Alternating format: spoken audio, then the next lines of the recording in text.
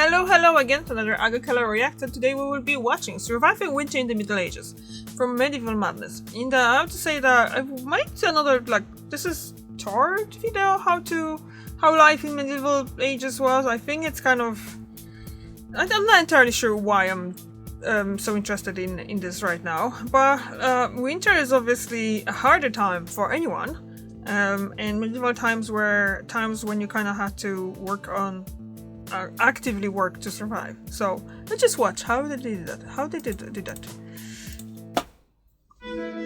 As I sit here with 3 electric blankets wrapped around me powered on full, my bottom half in a foot spa filled with boiling water, and my hair on fire in an attempt to keep warm, I'm wondering, how did people live or even die during the harshest months of the year in the Middle Ages? How did they stay warm? What did they eat? How did they keep themselves entertained in an age before modern day luxuries like double glazing, God of War Ragnarok, and Netflix? The onset of the Little Ice Age between 1300 until about 1870 meant that the long dark winters of the late Middle Ages were colder and more dangerous. With starvation and death from illness always threatening to strike, winter was a frightening time. Welcome to Medieval Madness.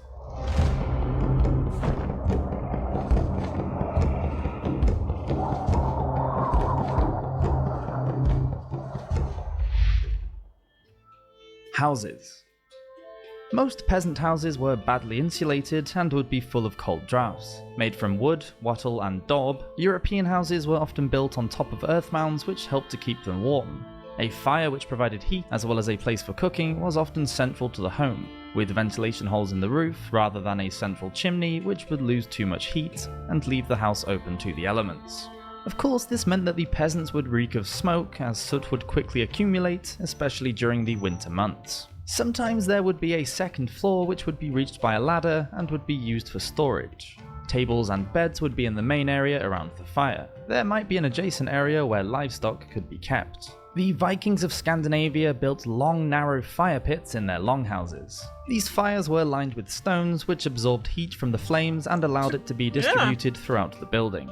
Viking longhouses had integrated byres where cattle would be sheltered during the colder months. Not only were cows, chickens and pigs kept as a source of food and raw materials, but also as a source of heat. Using animals for their additional body heat had its drawbacks though. It meant that life indoors was crowded, stinky and noisy, but at least you wouldn't freeze to death if you were spooning a pig with a decent fire blazing, some Marvin Gaye playing in the background, a couple nice bottles of Chateau Cheval Blanc. You get the picture. In houses which used portable braziers, safety was quite a problem, and many houses burned down because of carelessness.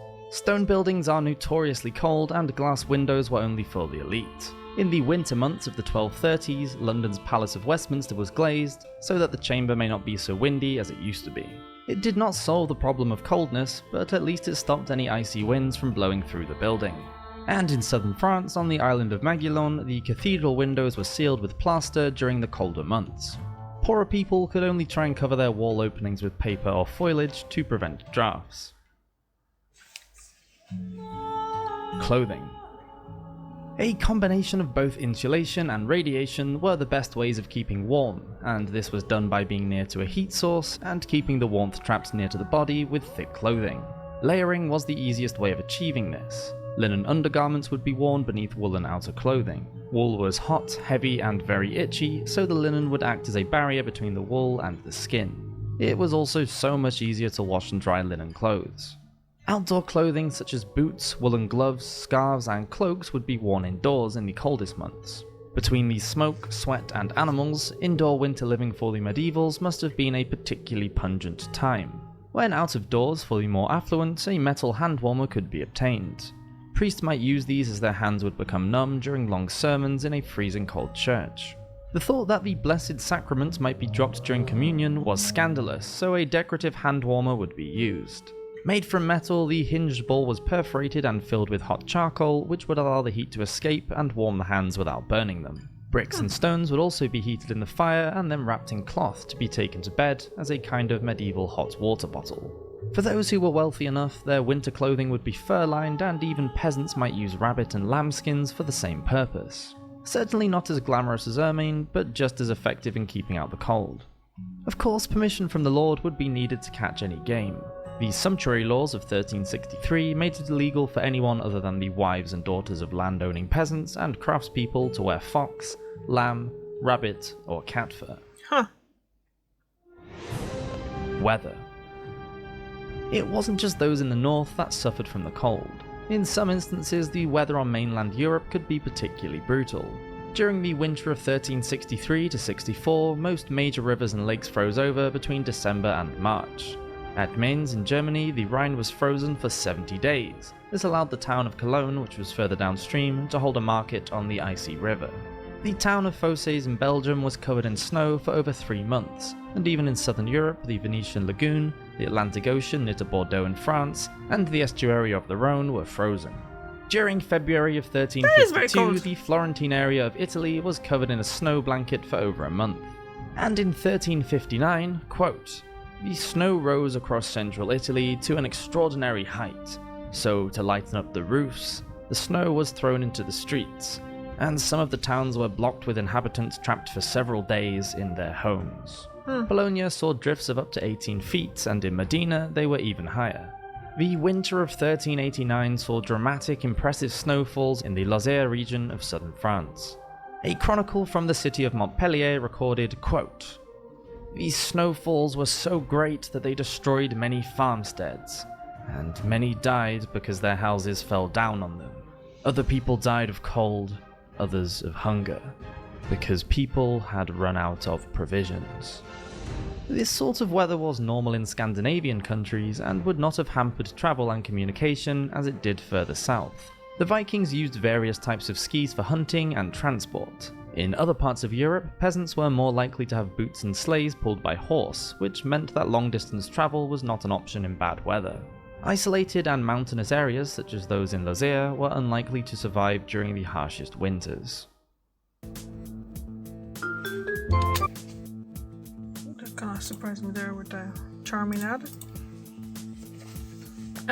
Yeah, so obviously that was not easy, but I was kind of thinking, I totally forgot about this little ice age that happened there.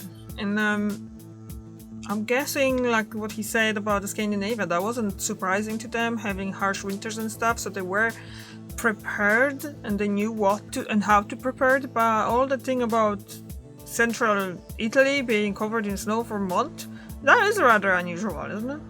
And having like a frozen stuff as well, that's really unusual, like having waters in Venice being frozen. So I mean, I would like to see it, but I wouldn't like to be there and not being prepared for winter, not knowing what to do. So yeah, that must have been hard. Probably a lot of people died from hunger. Did he give numbers? I don't think he gave them numbers. But yeah, it's never easy to deal with something that you're not prepared to, because you never knew that something like that gonna happen. So yeah, harsh winters. Food. In farming communities, the work was endless and there was always something that needed to be done. A lot of preparation and hard work was needed to survive a medieval winter. The gathering of firewood might go on from as early as spring and through the summer, when it would be collected, bundled, and stored. Any food that was harvested in the autumn would need to be preserved in some way to last over the winter months. Pickling, smoking, drying, and brining were often used as ways to make meat and other produce stay fresh for as long as possible. Grains, cereals, and pulses would be dried out and stored in either ceramic or clay pots so that they could be put into potted stews and soups later. Ground up grain could also be added to breads and biscuits. Fresh fruit and berries would be particularly hard to find over the winter months, so they had to be preserved by air drying or pickling in the summer. Goats, cows, and chickens would provide fresh milk and eggs, dairy products being an essential part of the diet. Milk could be made into butter, cheese, or yogurt. In Scandinavia, a sort of sour milk cheese called skyr was eaten in huge quantities. After the milk had been curdled and strained to make cheese, whey is left over as a byproduct and is perfect for use in pickling. A large keg or cask might hold up to 30 litres or 53 pints of whey and could easily hold a side of beef. Salted, smoked and dried lamb, beef, ham and fish could be kept for an extremely long time. Most people would live near to a source of fresh water, whether that would be a well, stream or river, so its collection shouldn't have been a problem. In the case of extreme weather, when people found themselves trapped inside, then the snow itself could be melted and used. The Great Famine. Of course, no one can gather in the crops if there is nothing to harvest. Famines in Europe were thought to have occurred about once every 20 years. The worst of these was the Great Famine of 1315 to 1317.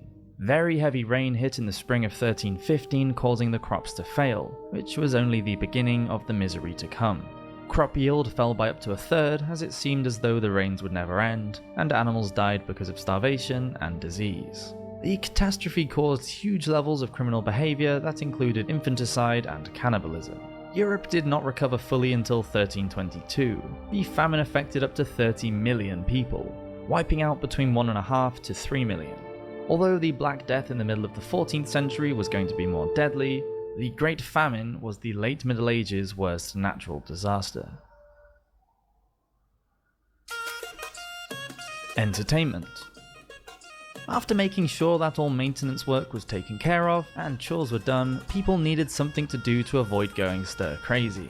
Not much agricultural work could be done in winter, and a lot of time was spent indoors. Medievals might enjoy games in the snow though, such as sledging and ice skating on frozen lakes and rivers using horse shin bones or pieces of polished wood as skates. Later the skates were made from iron.